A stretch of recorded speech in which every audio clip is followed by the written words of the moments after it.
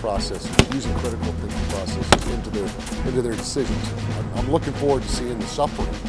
So you take a certain amount of joy in that, don't you? You've got to be a little sadistic when it comes to creating competitions, because if you don't make it challenging, if you don't make it worth the flight, to get here, then why even have it? So there are some guys that are coming back. They're repeat clients. What does it say about those guys? They come, they play. They're masochists.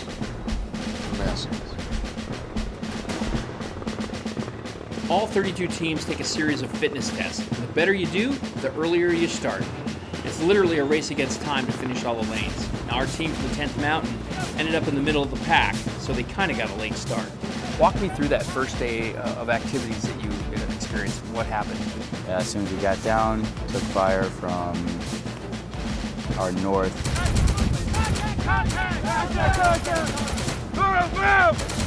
Had to return fire and bound into cover, which is a wood line 100, 150 meters out. Him and I have one of those love-hate relationships. See, things are either really good with us, and there's like 10-minute stretches where I want to knock your teeth out. And grab each other by the throat, but at the end of it, we went through it together. And, it helps you build a relationship. Something he mentioned yesterday was, we've done a lot of sucky stuff together. Yeah, it's good. We make a good team. Drag him to the wood line, treat him some more. Transitioned to a Skedco, which is a flexible litter that you can use for hoisting operations. Tell me about why you're here again this year. How did that come to be? We're here last year, obviously, we competed, and we were sitting, we knew that we weren't, maybe we're not winning, whatever. We just want to get it over with. Let's go.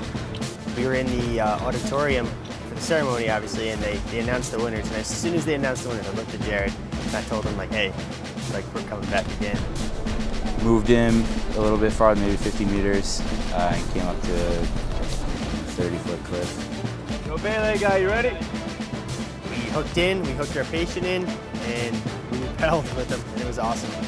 I really appreciate that part of medicine, because not all medics really get that training. It's something I thoroughly believe they should be implemented, and I'm glad they tested it. We came out to see the lanes. I picked that mannequin up, and I was like, wow, yeah, that's heavy. I think it's like 180 pounds or whatever.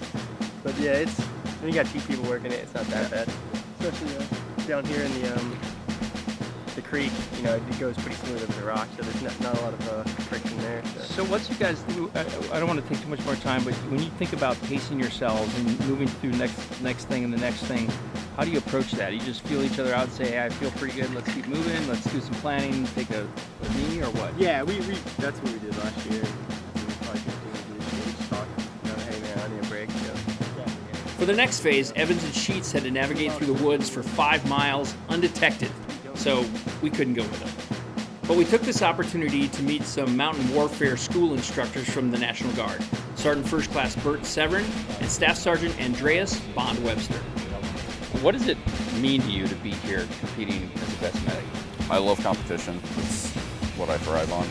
Just to kind of prove it to myself that I can still do it. I haven't slacked that much on my skills. How long have you two been working together as a team? Honestly, about 3 weeks. Really? Yeah. How's he doing? Can you talk to us now? Yes. I'm the old guy on the team, and he's the young pretty face, I guess. Ridicule. That's how we encourage each other. Old guy, the fat kid, in a good-natured way, of course. You've been through some lanes. Has there been anything that has been particularly challenging for you guys that you can think about? I will say, and I could show my hands to the camera, but the terrain here is incredibly difficult. The brush, the vegetation, is out there to stop you at all costs. Just ask our camera guy. Why do you think this kind of competition is important for the Army medical community? It kind of puts a spotlight on what we are actually capable of and kind of all the different facets that we have to our job. A lot of times if you're a line medic, you're more often than not an infantryman first. And then once bullets start flying and people actually get hurt, that's when you become the medic. So you're an integral part of the group that way. but it's nice to kind of put that in the forefront and make that something that is seen throughout the Army. You need to have some kind of something to strive for, right? And everybody wants to be the best of the best. So this is the perfect venue to throw out there. You know, and it's Army-wide, which is a huge organization. I think that says it all. Something to strive for. The team spent 36 hours on Sergeant Eldred's gauntlet of lanes before they got their first break, but it wouldn't be long before their next event. It's 0330 on day 3 of the Army Best Medic competition. At 0100, the team started a foot march. Now what they don't know is how long it was going to be. It's actually 12 miles. A lot of them were talking yesterday like they thought it was going to be 18, but that's the mental part of this, that they just got to keep pushing through. The other thing